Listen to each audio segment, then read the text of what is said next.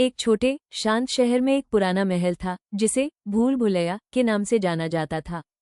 यह कोई साधारण महल नहीं था बल्कि एक जटिल भूल भुलैया था। किंवदंती के अनुसार भूल भुलैया के केंद्र में एक जादुई क्रिस्टल छिपा था जो किसी भी इच्छा को पूरा कर सकता था। कई साहसी और लालची लोग इसे खोजने गए लेकिन कोई वापस नहीं आया। महल के चारों ओर एक गहरा डर और रहस्य था।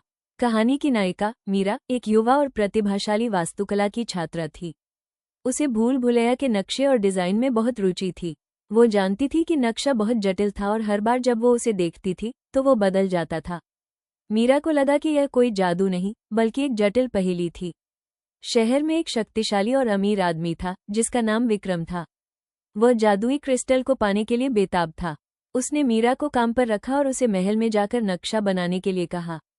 मीरा ने पैसे के लिए नहीं बल्कि अपनी जिज्ञासा के लिए ये चुनौती स्वीकार कर ली। विक्रम ने मीरा को एक विशेष घड़ी दी जो भूल भुलैया में समय का ट्रैक रखने में मदद करती थी। मीरा ने महसूस किया कि जब भी वो भूल भुलैया में प्रवेश करती थी तो घड़ी उल्टी चलने लगती थी। मीरा को पता चला कि समय का उल्टा चलना ही भूल भुलैया को इतना खतरनाक बनाता था। मीरा ने कई दिनों तक भूल भुलैया की यात्रा की और हर बार जब वो एक रास्ता चुनती थी तो घड़ी का समय और भी तेजी से घटने लगता था। मीरा को एहसास हुआ कि विक्रम उसे सिर्फ एक उपकरण के रूप में इस्तेमाल कर रहा था। मीरा ने हार नहीं मानी। उसने अपने गणित और वास्तुकला के ज्ञान का उपयोग किया और भूल भुलैया के पैटर्न को समझना शुरू किया। उसे पता चला कि भूल भुलैया वास्तव में कोई रास्ता नहीं बदलता था बल्कि वो केवल देखने वाले को भ्रमित करता था। अंत में मीरा ने भूल भुलैया के केंद्र को खोज लिया।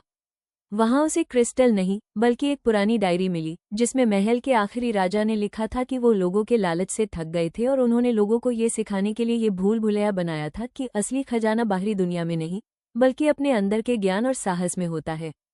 जब मीरा बाहर आई तो उसने देखा कि विक्रम वहां उसका इंतजार कर रहा था। मीरा ने उसे डायरी दी और कहा कि असली खजाना ज्ञान था।